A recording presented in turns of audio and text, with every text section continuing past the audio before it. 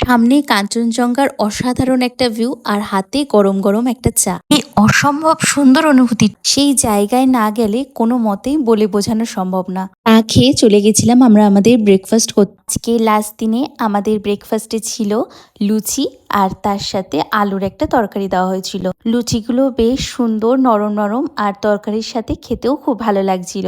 পরিবেশের জন্য নাকি বলতে পারবো না, কিন্তু ওখানে সমস্ত রান্নাই আমাদের খুবই ভালো লেগেছিল। এত সুন্দর পরিবেশ ছেড়ে যেতে তো একদমই মন চাইছিল না আমাদের, কিন্তু কি আর করার, বাড়ি তো ফিরতেই হবে।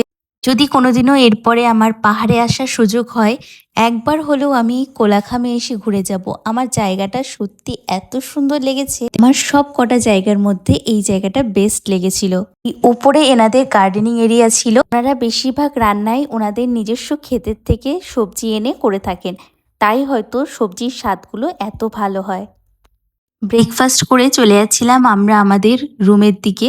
এখানে তোজোর আগে আগে যাওয়ার কিন্তু একটা বড় সড়ো কারণ আছে। এটা ওর হাত দেখলেই বুঝতে পারবেন। হাতে নিয়ে নিয়েছে ঘরের চাবি, আগে গিয়ে ওই দরজা খুলবে নাকি। কি জ্বালা বলুন দেখি, সবাই বাইরে দাঁড়িয়ে রয়েছি আর ওই নাকি দরজা খুলবে, তারপরে আমরা ঘরে ঢুকবো।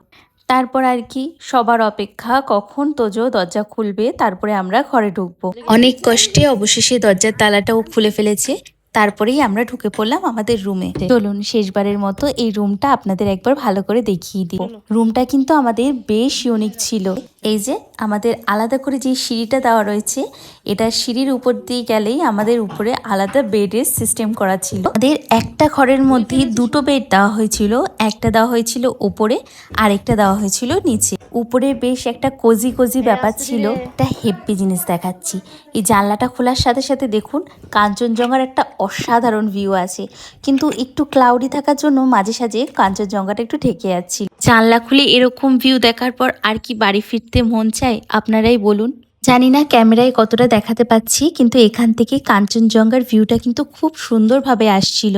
হাজার ব্যস্ততার মাঝে এই কয়েকদিনের ছুটি শরীরের সমস্ত ক্লান্তি দূর করার জন্য যথেষ্ট থাকে। থেকে বিদায় জানিয়ে আমরা বেরিয়ে পড়েছিলাম বাড়ির উদ্দেশ্যে। আর এই রাস্তাটা এতটা খাড়াই রাস্তা ছিল যে ওইটুকুনি রাস্তা যেতে আমাদের কিন্তু ভীষণ ভয় লেগেছিল। যাওয়ার পথে একটা চা বাগান পড়েছিল, সেখানে আমরা কিছু ফটো ভিডিওর জন্য একটু দাঁড়িয়েছিলাম। ভিডিওর চক্করে ঘটিয়ে ফেলেছিলাম আমি একটা বিপদ। পাথরের উপর বুঝতে না পেরে ওখানে হুমড়ি খেয়ে পড়েছিলাম আমি। লজ্জা চোটে তখন তো বলেছিলাম আমার একদমই লাগেনি, কিচ্ছু হয়, কিন্তু সত্যি কথা বলবো ভীষণ লেগেছিল। হাঁটুতে কেটে গেছিল, হাতে কেটে গেছিল। যতটা সম্ভব ব্যাপারটাকে হ্যান্ডেল করে আমরা ওখান থেকে বেরিয়ে পড়েছিলাম। যতই পড়ে যায় আবার আমি নির্লজ্জের মতো দৌড়েছিলাম ফটো আর ভিডিও তোলার জন্য। ওখান থেকে কিছু ফটো ভিডিও তুলে আমরা বেরিয়ে পড়েছিলাম আমাদের বাস স্ট্যান্ডের দিকে।